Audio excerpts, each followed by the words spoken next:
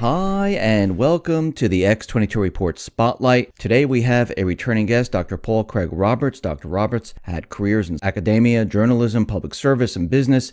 He is the chairman of the Institute of Political Economy. President Reagan appointed Dr. Roberts Assistant Secretary of the Treasury for Economic Policy, and he was confirmed in office by the U.S. Senate. Dr. Roberts' latest book is How the Economy Was Lost, and I am honored to have Dr. Roberts back on the X22 Report Spotlight. Dr. Roberts, welcome back to the Spotlight. Thank you. Thanks for being here. I wanted to start off here with the corporate media, with former President Obama, the elite, and they're pushing the term fake news out there. And that's all we hear. Everything is fake news. It's let's fact check this. Let's look at that. What are they trying to do with this term fake news? Why are they pushing that out there right now? Well, they are losing control over the explanations that are given to the people. The prostitute media, that is the print and TV media, not only in the United States, but throughout the Western world, especially Western Europe. This media produces news that allow the ruling elites to control the explanations. For example, they allow the CIA to control the explanations.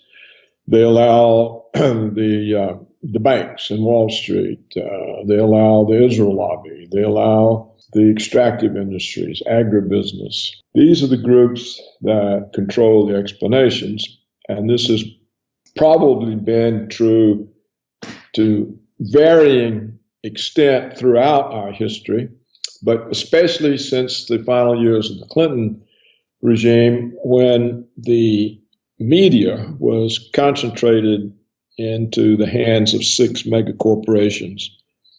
90% of the media, American media, which had once been dispersed and had the potential of being independent, 90% of this media was concentrated in the hands of 6 mega firms, so that all independence disappeared. The media is no longer run by journalists. It's run by former government officials and corporate advertising executives.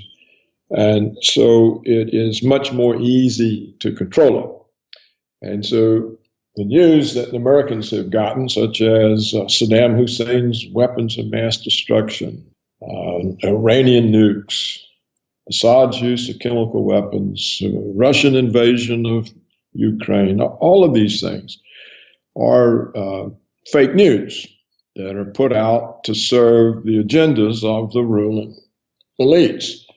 Now, what has happened with the rise of the high-speed internet and the rise of lots of internet sites who challenge the fake news issued by the prostitute media,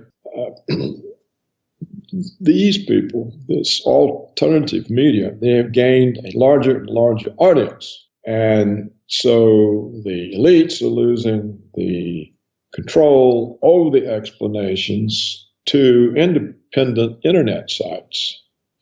And so now they're trying to shut up these sites or discredit them by saying that if you tell the truth is fake news.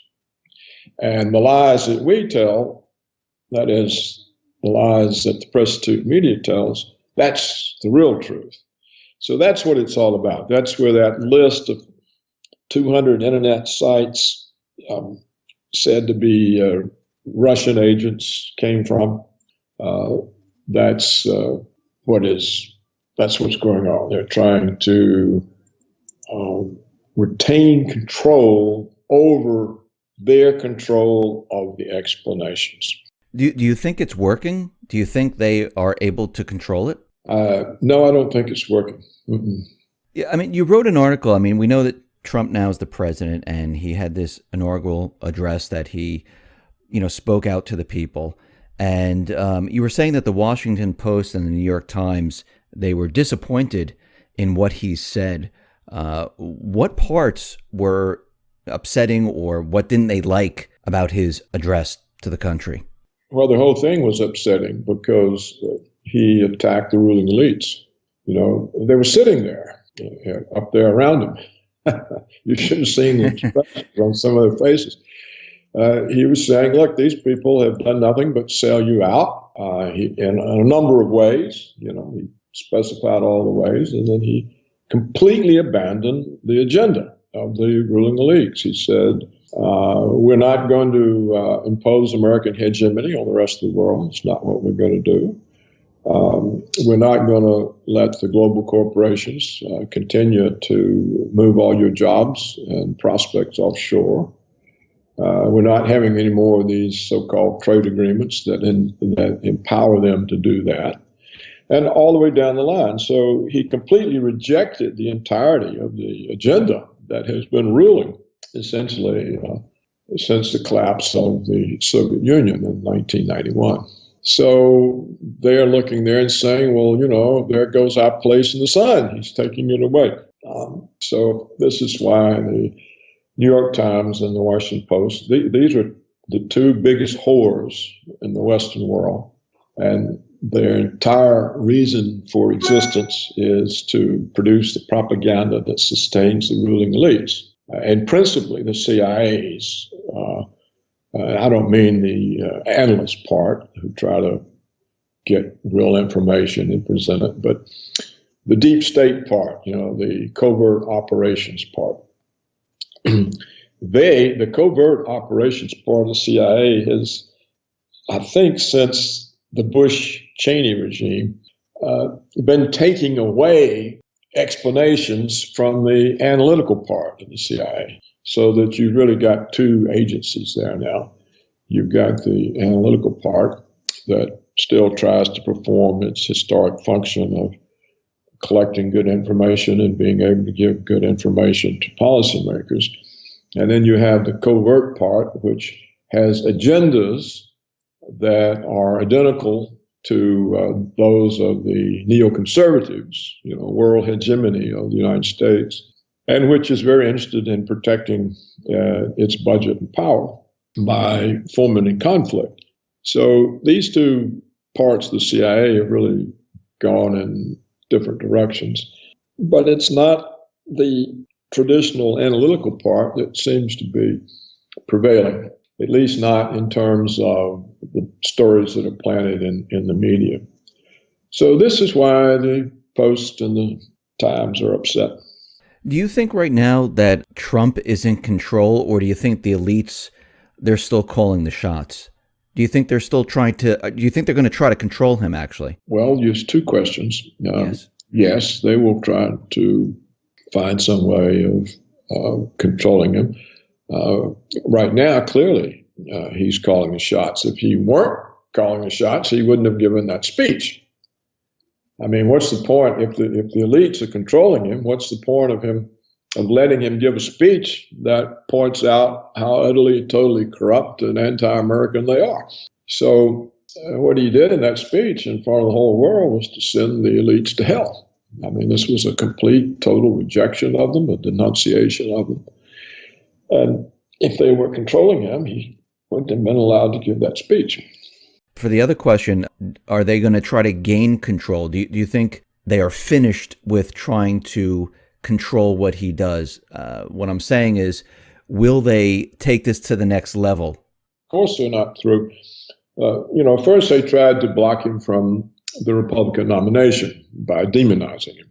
And it didn't work. And that's when we began to see they really were losing control of the explanations. I think this is really about the first time, well, maybe, they tried to do the same thing to Ronald Reagan, but not to this extent. So the extraordinary assault on Trump during the Republican campaign for the nomination had no effect on the outcome. He just rolled over all the establishment candidates. And so this was the first inkling that, hey, look, the elites are losing control of the explanations. No one paying attention. They voted Trump. Then they, of course, redoubled these efforts during the presidential campaign. They were completely for Hillary, completely against Trump. Fantastic demonizations and accusations. And it didn't work. So we've had a second major piece of evidence that the elites have lost control over the explanations. So then they tried to really stop him from being president. They tried to influence the Electoral College to get them not to vote for Trump on the grounds that he was elected by Putin's interference in American elections. And that didn't work. And so they tried to delegitimize him by massive protest of the inauguration. We had the New York Times posting photographs of Trump's attendance with Obama's. And what the dirty newspaper did was it showed the attendance of Obama when he's there giving a speech, and they showed the picture for Trump in the early hours when the audience was just assembling. Yes, they did. Yes. When the people haven't gotten there yet. And all the pictures that we've seen since, and Brett Hume and others have made the point, it was a very large audience. Who knows? It may end up being larger. But these kinds of dirty tricks show a desperation. I mean, it is really desperate, because the Washington Post and the New York Times, they've essentially destroyed their own reputations to the extent they still had one by this blatant, obvious effort to delegitimize the choice of the people. So, in effect, these two newspapers have come out strongly against democracy and against the electorate. So, no, they're not going to give up. What will happen? Well, it's hard to know, but there are many. The elites are defeated in the election, but they're still there. They will be able to carry on fake news, though I don't think it works. The covert part of the CIA could possibly orchestrate false flag events that would make it hard for Trump to continue with his agenda. The Federal Reserve could orchestrate an economic crisis that would move him off his agenda. Do you think Trump's life is in danger? In the end, it could be, yeah. If he's able to do anything. See, the real question is, can he do these things? Because even though the House and the Senate are under Republican majority control, the House and Senate, the members of both parties, they're not under Trump's control. They're under the control of the elite that provides their campaign funds. So the elites essentially control the House and Senate, because the House and Senate, unlike Trump, they're not a collection of billionaires who can finance their own campaigns. So they are dependent on the very elite that lost the election to Trump. So they can be used to block, to stymie, to delay, to wear down Trump's agenda. If that doesn't succeed, if somehow Trump is able to turn his presidency into a movement where the people are very engaged and vocal, this can make it harder for the elites to control the House and Senate. And the courts, they also control the courts. So we'll have to see. That may be all they need to water down or block or deflect Trump's attack. And even if he succeeds, the question is, who gets in next? Can they just overturn it all? When Franklin Delano Roosevelt was elected president and came in during the Depression and had to govern during a decade of depression, he managed to get a few things done over the Republicans' objectives, but the Republicans have spent the rest of our history trying to overturn what Roosevelt did. And they finally achieved a lot of it with the repeal of Glass-Steagall, which let the banks loose again. So even if Trump were to win, After 8 years, assuming he makes a second term, I mean, he's 70 years old. Being president is a stressful job. Yes. What happens after 8 years? Who gets in then? Is there another Trump? Is there somebody that's going to carry on and protect this? Are there going to have been enough disappointments or enough things to blame on Trump that it becomes easier for the ruling elites to roll it back? So it's hard to know whether they will just wait and then roll it back, or whether they will say, well, let's take him out. It's just hard. It's hard to know. And taking him out, it could be too risky for them, because I think people will catch on this time. They're not going to believe what they believed about Oswald and the lone nut and the assassination of Kennedy. And most people don't believe that story any longer, but at the time, they were able to sell that. I don't think they could sell some kind of story about Trump.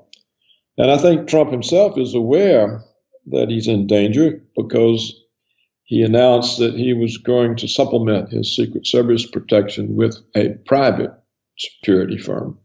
So clearly he doesn't trust the official protection service. So I think it would be difficult for them to assassinate him, but it really just depends. They are desperate. Maybe they'll settle down and realize that they can win in the end, because what it would take to dislodge them would be a revolution. So and without a revolution, and it would have to be a very powerful revolution, whether it was violent or not, they've got to be dispossessed of their power, which means an assault on their wealth. And that's something that Trump probably isn't interested in because of his own wealth. But I think we'll have to just see. I wanted to turn to the economy right now. I mean, Obama left office, and we know we have a lot of manipulation, like the unemployment. We know the stock market's completely manipulated. The GDP numbers are manipulated. And, you know, we've been looking at the economy for a very long time, and the economy is not doing as well as the establishment is telling us it's doing. And Trump is out there trying to bring jobs back. He's renegotiating NAFTA. He's going to be dropping TPP. He wants to implement a border tax. With that, just with NAFTA, the renegotiation of NAFTA, dropping TPP, and a border tax, do you think Trump will be able to save the economy before the whole thing falls apart? Well, there are two issues here. The forces now driving the economy into crisis are the same ones that were there in 07, 08, and they stem, in my opinion, from the financial deregulation, which has not been corrected. And they stem from the fact that the Federal Reserve, the one that we've had for some time, does not really conduct policy in the interest of the overall economy, but in the interest of the banks, the big banks that sit on the board of directors of the New York Fed. So the economic policy of the country is conducted for the benefit of Goldman Sachs, Citibank, JP Morgan Chase, Bank of America. And it's not conducted for the workforce. Now, the only real check on the Fed's use of policy for a tiny few is the US dollar. And if the US dollar started collapsing, if it came under some kind of attack, and I don't know that it will or would or how that would come about, but if it did, since the reserve currency role of the dollar is the basis of American power, the Fed would have to abandon the banks and save the dollar. So with that as one part of the problem, let's go to the jobs.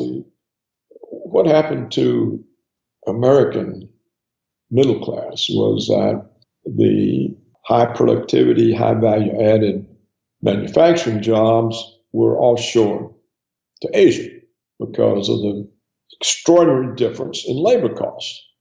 And of course, if a Chinese worker who's making, say, 1/20th or 1/25th the wage of an American worker, if that Chinese worker is working with the same capital, the same technology, the same business know-how, he's just as productive.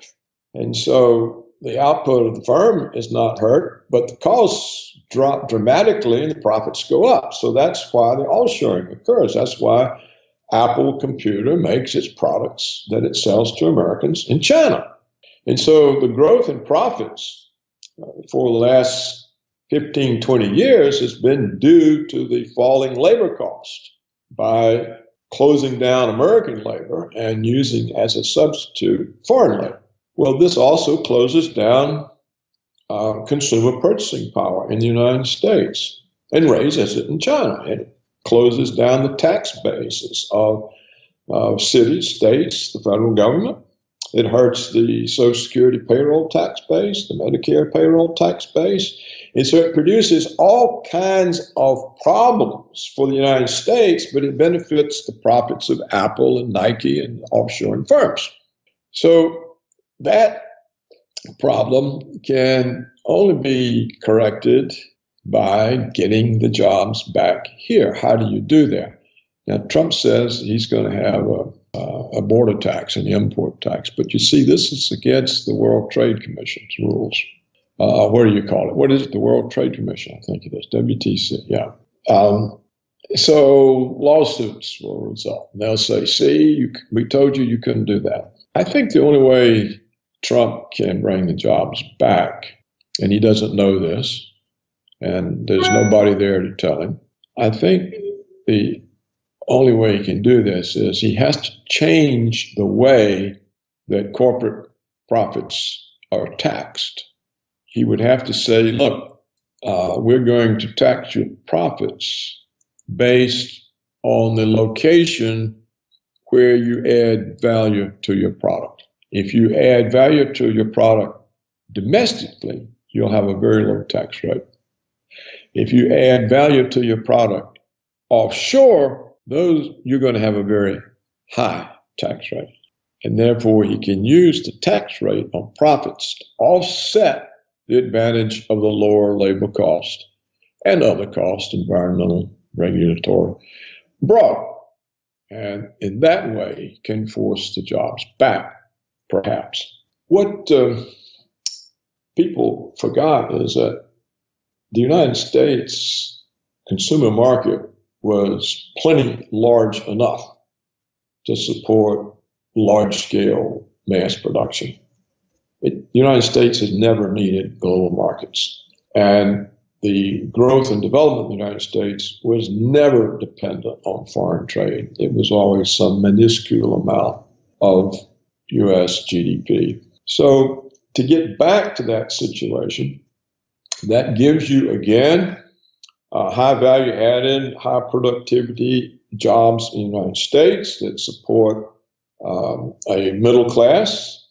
It brings back the associated engineering and software and research and design jobs that were the careers of college graduates, university graduates, who today have no such careers because once they offshored the manufacturing jobs with the rise of the high-speed internet, they offshored the software jobs and lots of other jobs that university graduates took. So this would, if Trump was able to do this and this worked, this would reestablish the ladders of upward mobility in the United States that had made the country unique as an opportunity society.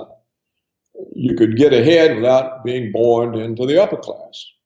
That was what was different about the United States. And that's what we lost with globalism and jobs offshore. So those are two separate challenges. I don't know what he can do about the Fed, about the big banks, about the absence of Glass-Steagall. This was a serious mistake, but like I say, whatever he passes if he's successful, that can be undone, just as Glass-Steagall was eventually undone. So it's hard to say how the elites will respond to Trump. It'll be a wait-and-see game, I think. They keep bringing up the term Russian aggression, and it looks like the elite, they're provoking Russia, and it looks like they're provoking China and provoking many countries in all different areas. Are they looking to start a war? They are looking to have major enemies that justify the $1,000 billion annual budget of the military security complex. They need threats, big enemies. It doesn't mean they want to go to war, though I think some of the crazed neoconservatives do. Some of the crazed neoconservatives there, they probably do want to go to war. But I think overall, in the military security complex, that Eisenhower warned us about, more than a half century ago. They became a permanent fixture after World War II because of the Cold War with the Soviets. Previously, if we'd gone to war, when the war was over, all that was demobilized. And the armaments industries went back to making consumer goods. But because of the Soviet threat, which was largely orchestrated, they have been entrenched for years and years, decades. And they have a huge budget, and they want to protect that budget. So that's why the threats. You see, when the Soviet Union collapsed, they didn't know what to do because where was the threat? So they kind of orchestrated the Muslim threat. But it's not a big enough threat. And so they moved back to the Russian threat. And now they've got the Chinese threat. So I think that's the main reason for the threats. Now, what they don't understand is if you convince other powers, such as Russia and China, that they're such an enemy that they may be attacked, then you do get close to war because they're not going to sit there and wait on the attack. And Putin has, on many occasions, the president of Russia, Putin, has said, look, you people don't know what you're doing. You better listen to us. You're making us feel threatened. You don't want to make somebody that carries as big a stick as we do feel threatened. Why don't you pay attention? I keep telling you, you're driving this toward war. Stop. But they don't hear, as Putin says.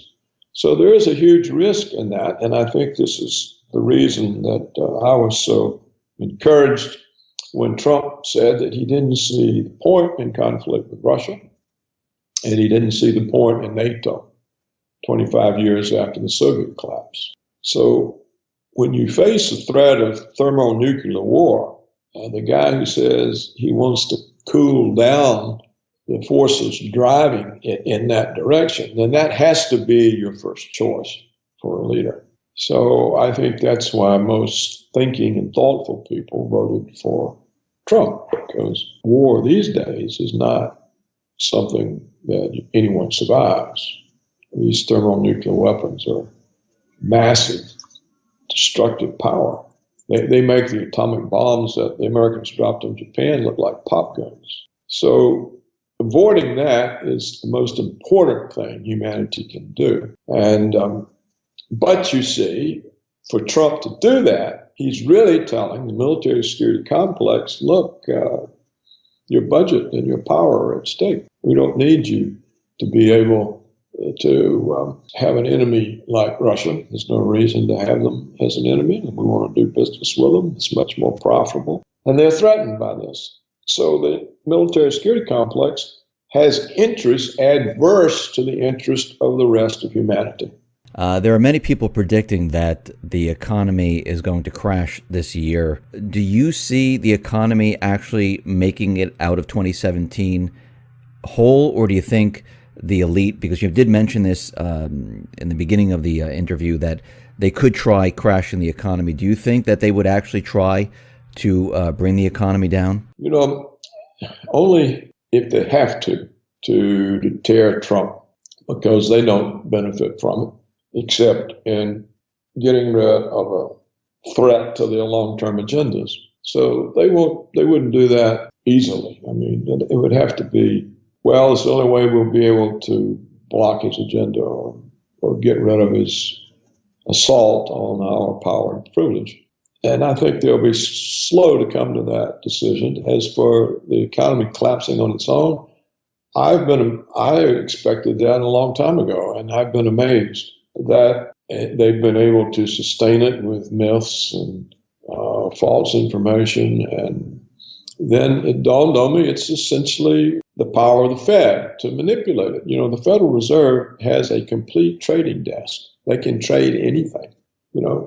Traditionally, when I was in the Treasury, the Fed bought and sold bonds to affect the interest rate. And so it could control bond prices within reason, within limits. But today, it can control stock prices, bond prices, commodity prices, any price, because there's no limit on the Fed's ability to create money. And so losses mean nothing to the Fed. If they lose $1 trillion, they push a button, they have another $1 trillion.